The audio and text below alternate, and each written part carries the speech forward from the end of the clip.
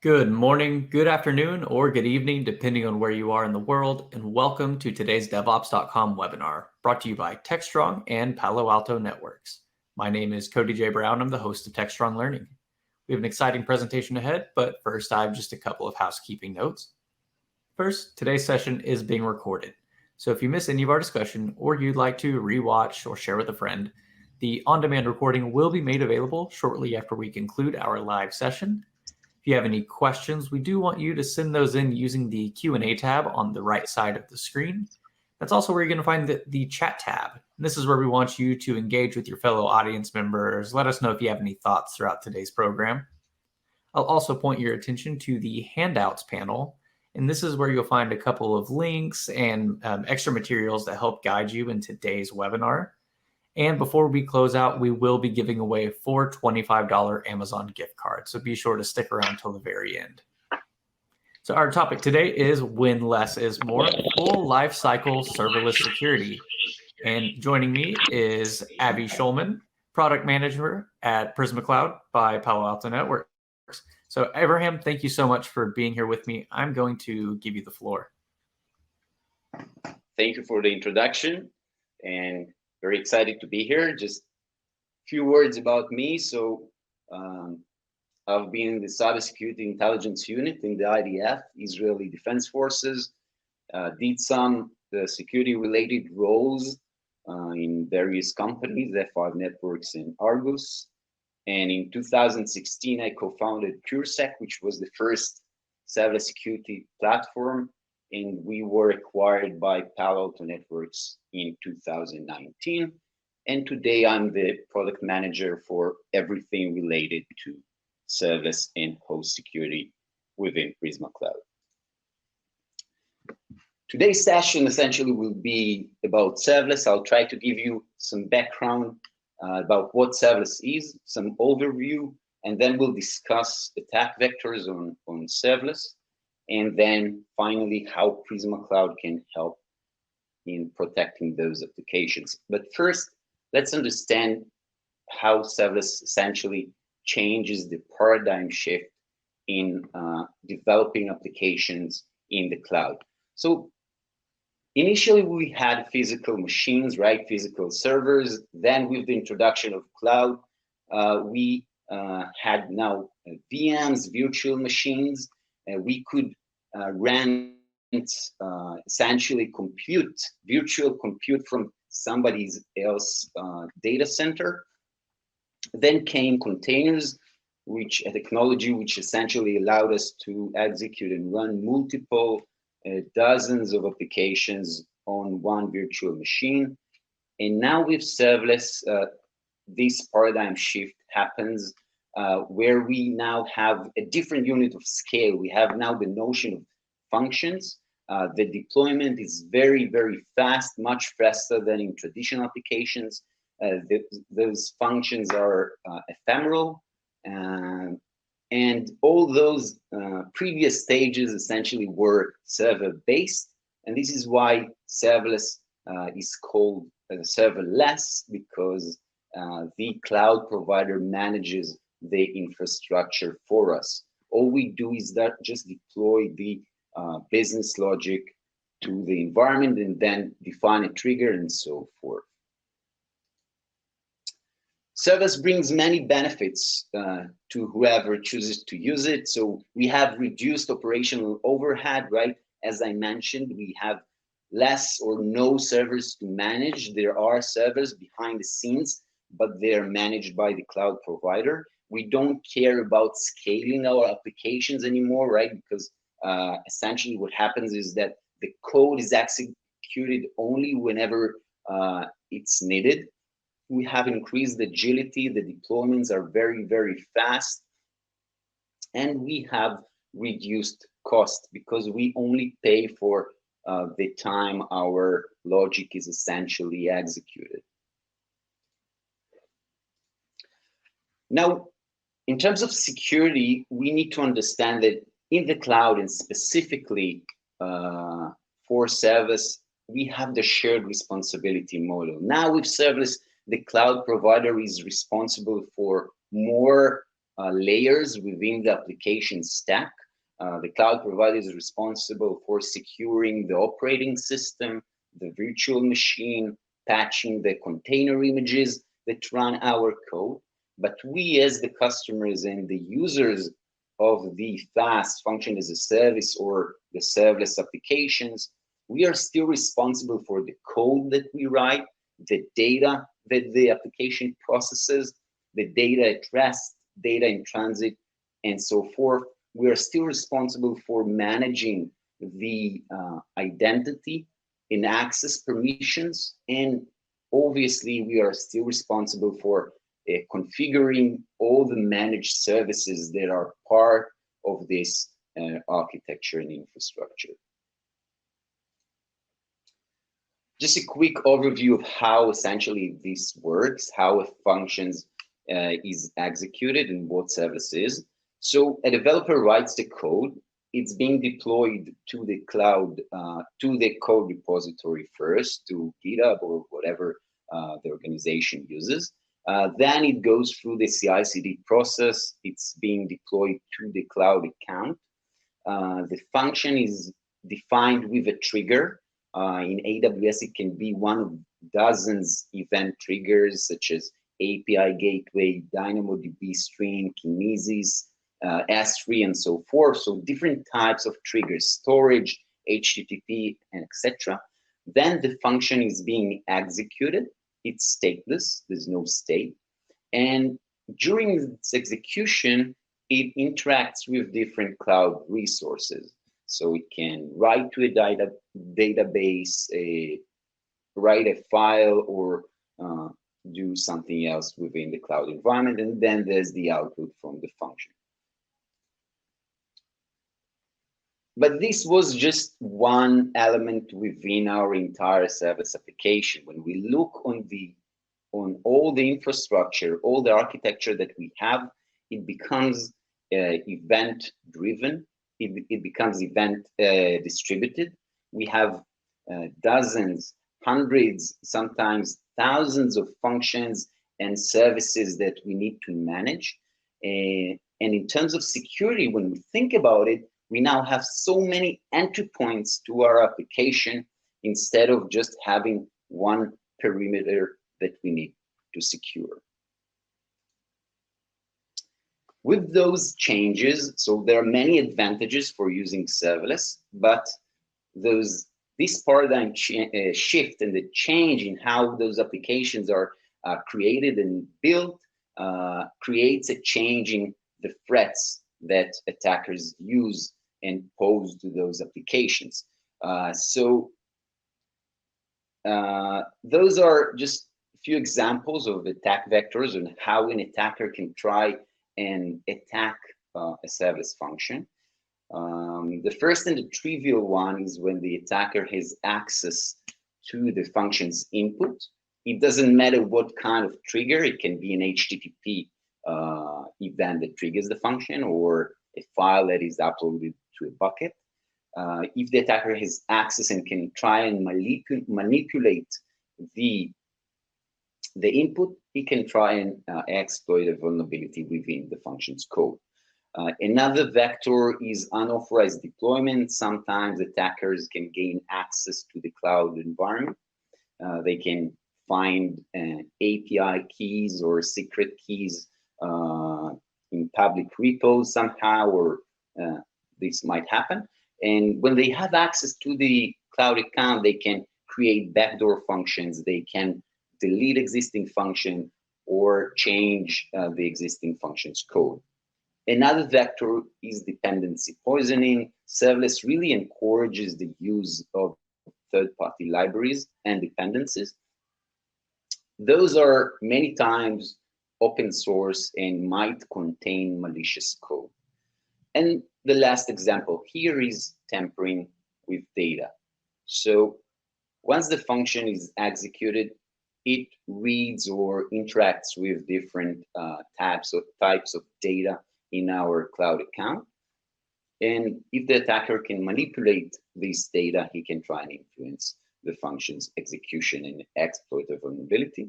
And obviously, serverless is having a very good traction, and the adoption is increasing very, very fast. So this also requires action and creating security methodologies within the organization. In addition to that, the traditional security solutions are just not enough. And the reasons for that is that we don't control the infrastructure anymore for serverless. We don't control the operating system, and we don't control the network layer, because essentially the applications are event driven. So IP addresses and etc., they just become irrelevant. And we don't control the operating system, because the cloud provider manages everything for us. So we can't use endpoint protection solutions or network appliances and so forth. It just doesn't work. If a function is triggered via a file that is uploaded to S3 bucket, we can't put a web application firewall in between. So we need to reimagine security for those applications. This is a list that is very similar to the OWASP top 10, but it's dedicated for serverless. It's called Serverless Architecture Security Top 10 Attack Vectors. You can find it in the resources here in the webinar. You can download the entire book. I'll quickly review the different attack vectors that are presented there, so you get an understanding of what they are and how essentially serverless applications can be attacked. So SAS1 is something that I already mentioned, is when the attacker has access to can manipulate the input, the event data that comes to the function and triggers the function. SAS2 is called broken authentication. Essentially what happens in serverless is that we have so many entry points, so many functions, and for every function, we need to separately manage the authentication. So if the function is triggered by an API gateway, we need to verify that the API is properly configured. And if we have an S3 bucket that triggers a function, we need to verify that there's no public access configured in that bucket, and so forth. Insecure serverless deployment configuration is very similar. Since serverless essentially encourages the use of managed services within the cloud account, it's just very natural to do it. So we need to verify that all those services that interact and call and trigger the function are properly configured. SAS4 is when overprivileged function permissions and roles. Essentially, it happens when a function has too many permissions. To each function, we have an IAM role that is attached to it. It defines what is the access that the function has. If the function needs specific access, for example, just to read data from a DynamoDB table, but it has access to an S3 bucket, that's a problem, right? Attacker can leverage these additional access to do bad things within the account. SAS5 is inadequate function monitoring and logging. What happens in serverless, since it's relatively new and all very distributed and event-driven, it's very difficult to monitor and understand what's happening within your application, and this is critical for security. Proper logging and monitoring is one of the first steps that you need to do when you properly secure an application. SAS6, insecure third-party dependencies. Since service applications and functions, they use third-party libraries. Those might contain CVEs and vulnerabilities. So this is something that's relatively similar to other workloads. SAS7, insecure application secret storage. It happens when function has secrets embedded within the code or within the environment variables. SAS 8 is denial of service and financial resource exhaustion. It's either an ability of an attacker to cause denial of service and stop the application from behaving in a normal way, or when the application is just able to scale indefinitely or scale enough, it causes just the attacker just causes you to pay a lot of money for the code that is executed. SAS 9 is serverless function execution flow manipulation.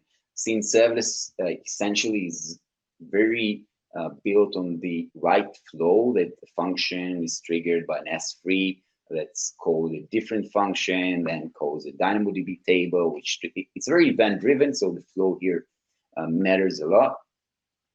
If the attacker can manipulate this flow, it's another attack vector. And the last vector here is SAS 10, improper exception handling and verbose error messages. So since monitoring and logging is hard, what many times happen is that exceptions and very verbose error messages are printed to the logging mechanisms, and those these data can sometimes, if things aren't properly configured, leak through APIs or through an attempt to attack the system.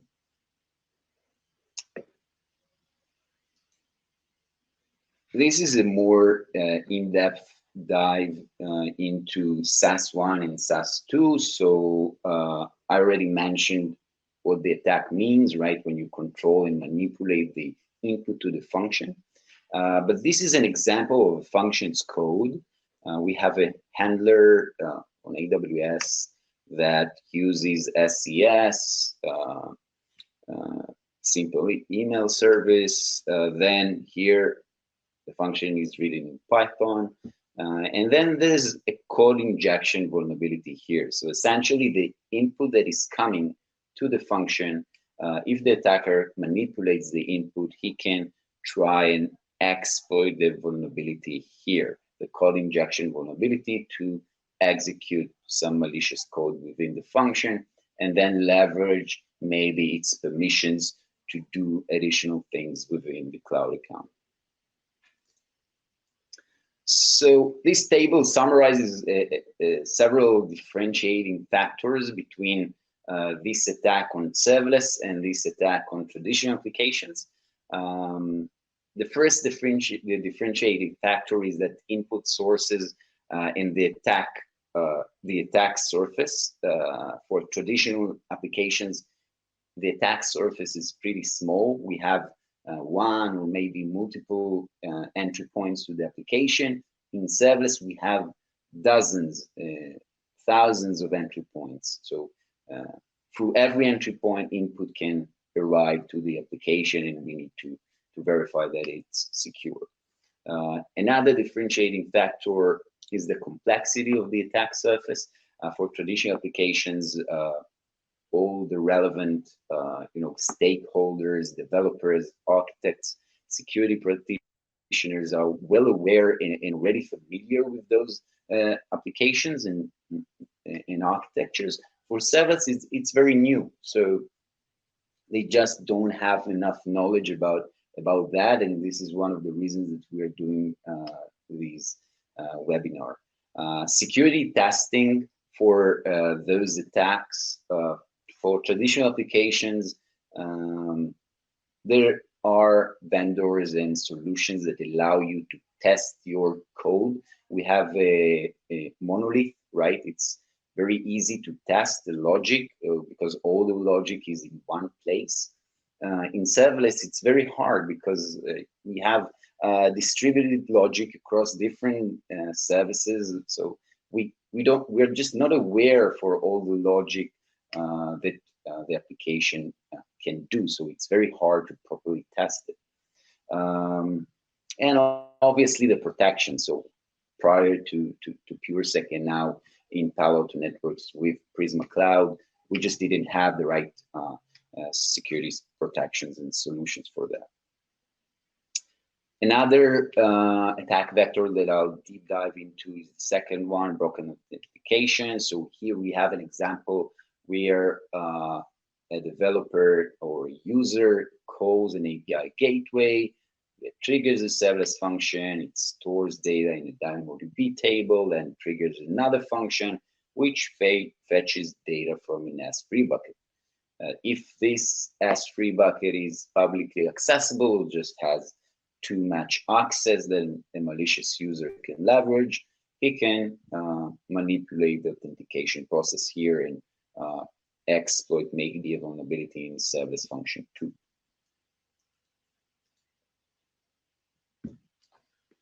The differentiating factors here are the amount of components that require authentication. So in serverless, we now have, as I mentioned, many resources, many functions. Each of the functions essentially has a separate authentication scheme that needs to be managed separately. And also the tools, very similar to SAS1, the tools for serverless, for traditional application exist to brute force, to do pen testing, to test the authentication schemes. And for serverless applications, we just don't have enough of them. Maybe I'll pause here to see if there are any questions. Let me see.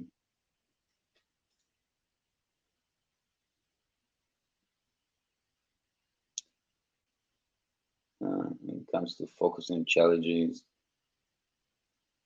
So I'm not sure I understood the question. What is the biggest when it comes to focusing and challenging, in your opinion? So maybe if you can clarify the question afterwards, I'll be happy to address it. In the meantime, let's continue. So this is serverless. Those are the challenges, the security challenges, the different attack vectors. And this is exactly where Prisma Cloud comes to play. So we have different models for within the platform to provide security for everything related to cloud.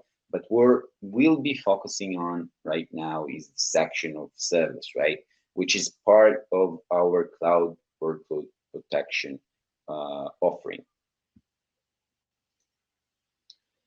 Our serverless security offering allows you to secure and protect your applications across all the life cycle of your app. Starting from the CI/CD, we have integration into the CI/CD with the CLI tool, the Jenkins plugin. Then when the functions are already deployed, we have vulnerability management and compliance. And in runtime, we provide runtime defense, web application and API security, and obviously the visibility that it's so required for serverless, since it becomes much more complicated than traditional apps. And I'll deep dive into each of them in a second.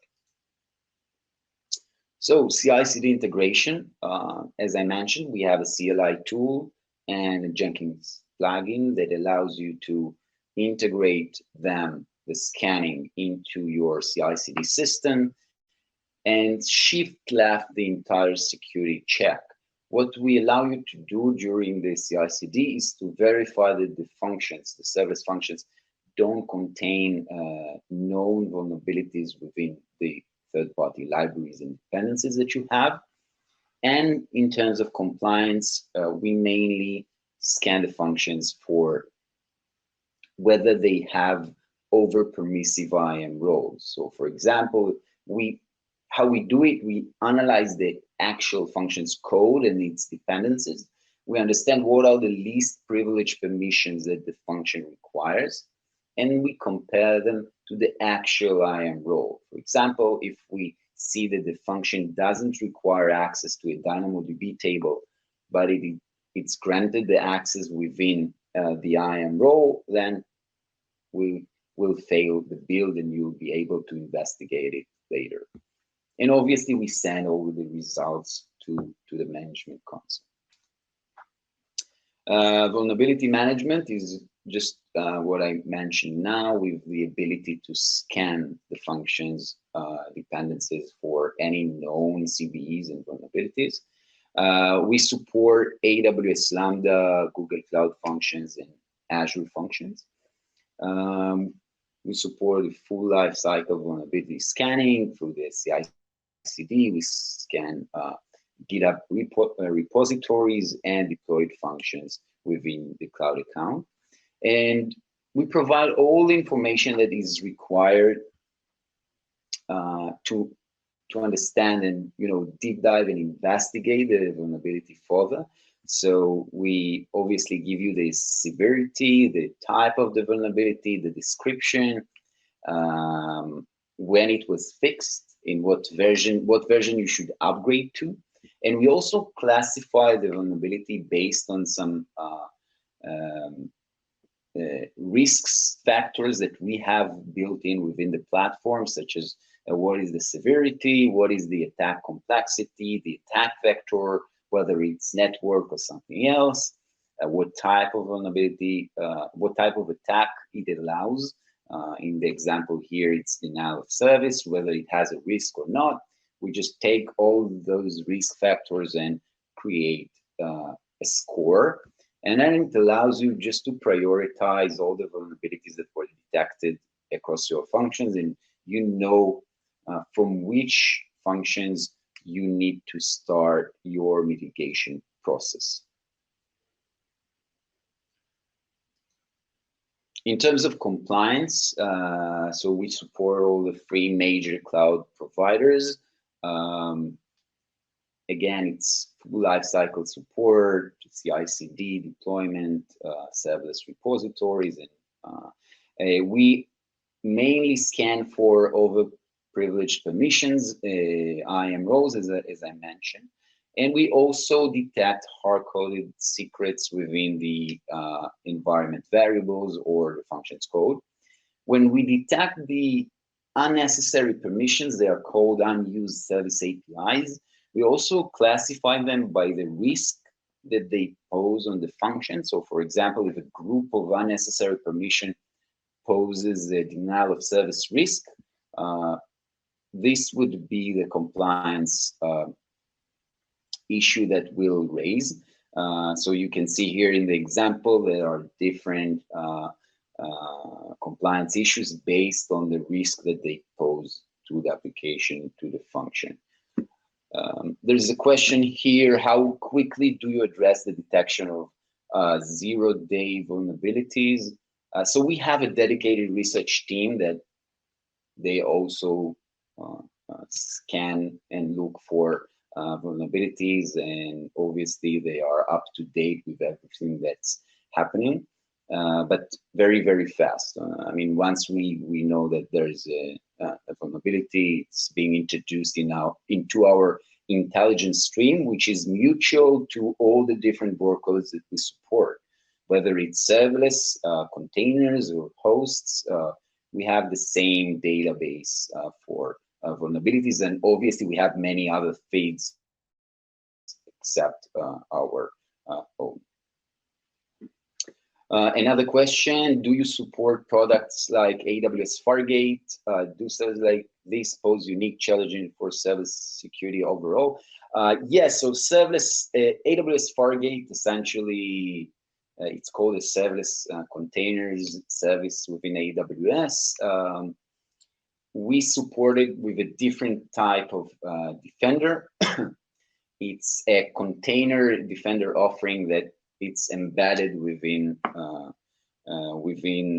Fargate. We support both ECS and EKS. So yeah, we fully support all the different workloads that are there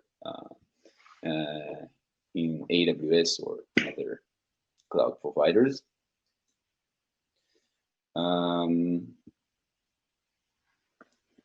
In terms of visibility, it's very critical in serverless, specifically because we now have many functions within our cloud accounts. So, customers with dozens, hundreds, and we see customers with thousands of accounts with, a lot of functions, many times millions of functions.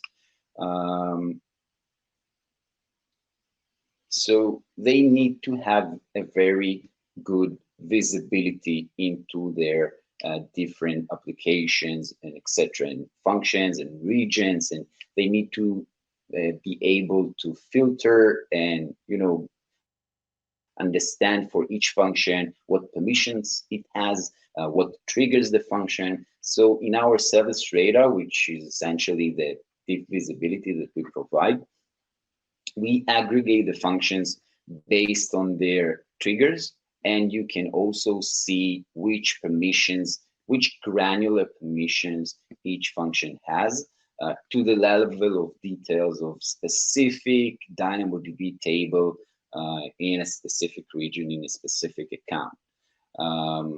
We also, so this is one thing. Another thing that you can easily see with our service radar, which functions are protected in runtime and which are not, which functions are scanned for vulnerabilities and compliance and which are not. So you can, easily understand your coverage and with a click of a button just to deploy the scanning on that function or deploy the defender on that function.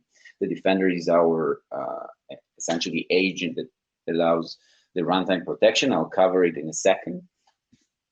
And in addition to that, we also color the functions based on different things. Here they are colored by vulnerabilities. So red functions essentially mean functions that we detected high risk vulnerabilities for. Yellow functions are medium vulnerabilities. Green functions mean that they are scanned and we didn't detect any vulnerabilities there. You can change the filtering to compliance or to security audit and see which functions, for example, had runtime audits detected for.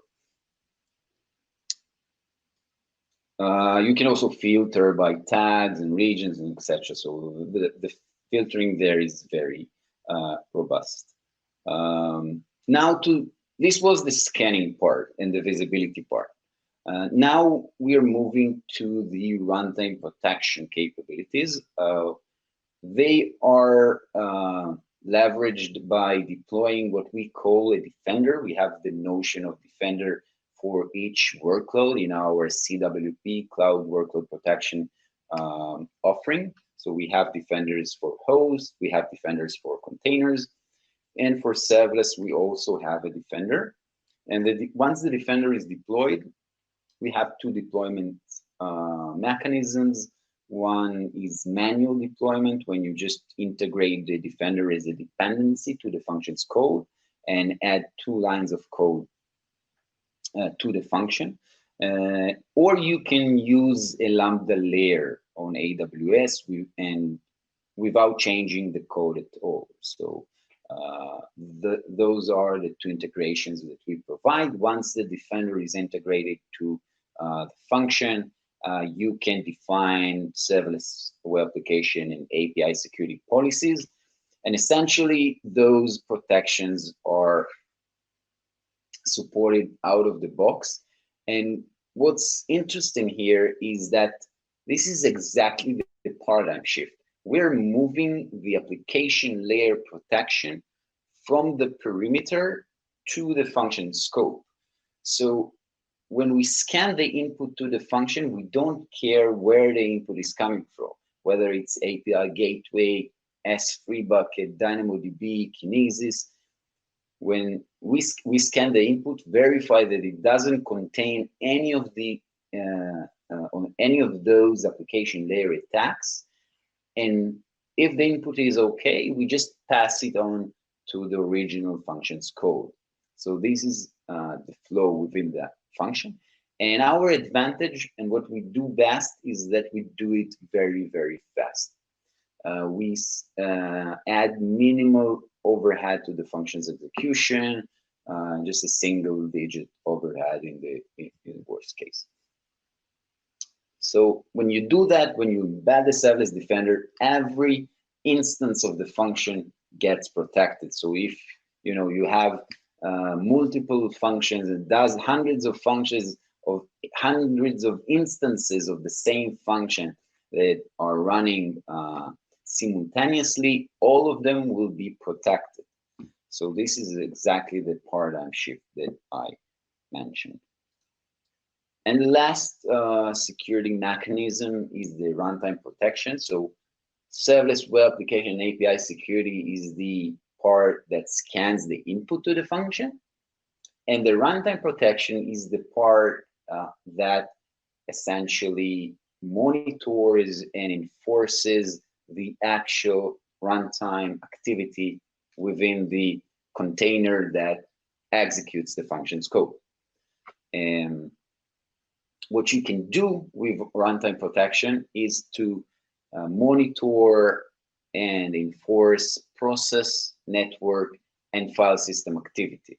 So for example, imagine that you want your function to only communicate with AWS services or AWS domains. You can define that in the networking tab and say that you want all your functions to just communicate with AWS DNS names. Then we'll enforce the queries from within the functions, and we'll just either alert or block all the other queries that don't fall within that rule. We also support, you have out-of-the-box toggles such as detection of crypto mining within the function. We had lately the first serverless attack in the form of a crypto miner on a Lambda function. You can also, a very useful toggle that many of the customers use is locking all processes except the main process.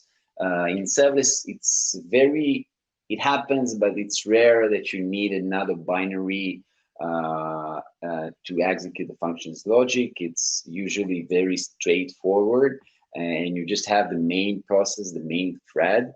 So you can use this toggle if you want.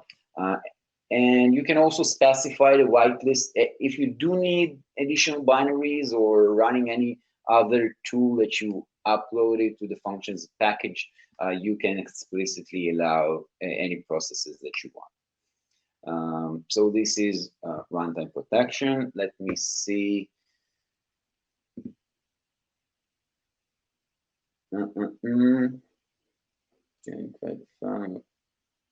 Okay. Not sure I got the question here, so I'll continue. We'll have time for that in a second. So as I mentioned, we have flexible deployment options. The first option is the manual deployment. It's very similar to just adding additional dependency, npm install for Node.js functions, or pip install for Python functions, just adding another dependency. You download the zip package. You just add 2 lines of code to make sure that our handler wraps and acts as a wrapper to your code. If you don't want to change the code, and the option that we support and promote is using for AWS Lambda layers. We also have the ability and a feature which is called auto deploy, allows you to easily configure rules. And then what we do is we automatically go and protect and deploy a defender on your functions. We don't change the code, we just change the function's configuration and add the required layer to the function. So this is the preferred way. This is what customers use when they have thousands and many more functions in their production accounts. So they use the auto deploy mechanism. In terms of platform support, so we have different alert integrations. The Defender's WAS and runtime protection policies are updated. So it's embedded also within the package that you initially deployed. But if you later change the Defender's policy, will just fetch the up-to-date policy. You get the deep visibility. We also, through a capability that is called Cloud Discovery, allow you to just discover where you have functions. Sometimes many customers, they just don't know in which accounts they have functions. So that's a very initial or first step within our onboarding process. Customers just add accounts and we let them know where they have functions. And then they can go and do the scanning or get maybe deep visibility into those specific accounts. And the protection coverage is something that I already covered. So to summarize, Prisma Cloud provides code-to-cloud serverless security offering across the entire application lifecycle through CI/CD deployment and runtime. Those are just examples of different threats from the list that I've covered, the SaaS top 10. So we have insecure third-party dependency during the CI/CD and deployment. We have overprivileged function permissions. We have insecure application secret storage.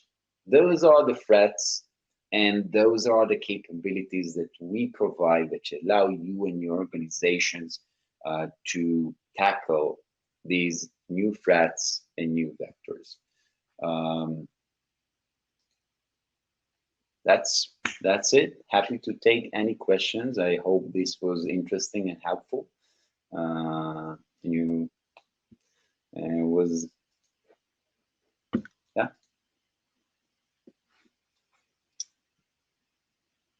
Does your auto deploy model accommodate serverless function auto updates? Yeah, so we automatically redeploy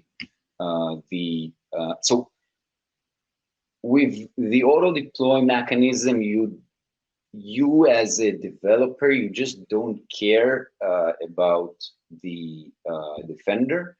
It gets deployed when your functions is updated, redeployed on your function. Hope that was clear.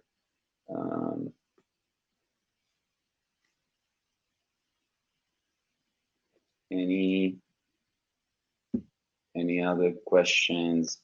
Anybody wants to? So Avraham, how about we give away a couple of gift cards and give the audience another minute or so to send anything in? Yeah, sure. Absolutely. So this is for 4 $25 Amazon gift cards. Our first winner is Victoria G. Our second winner is Dilson M. Our third winner is Suba K. And our fourth and final winner is Emiliano C.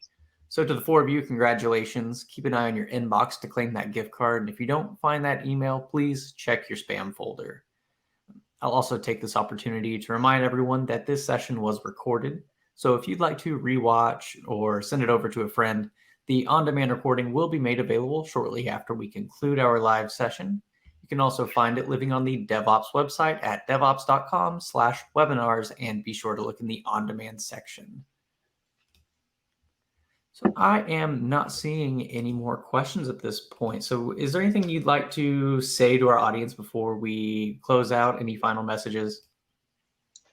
No, I want to say thank you again. I was very happy to do this session. In the handouts, I just remind you that you can find some very interesting resources from our Unit 42 in Palo Alto Networks. You can find a book about the most critical security risks for serverless. There are also additional explanation on possible mitigations that you can leverage to mitigate those risks. So they're very beneficial. I recommend having a look. Great. Well, Avraham, thank you so much for joining us today. I'd like to thank Palo Alto Networks for sponsoring today's webinar. We couldn't have made this possible without Palo Alto Networks. And I would also like to thank our audience.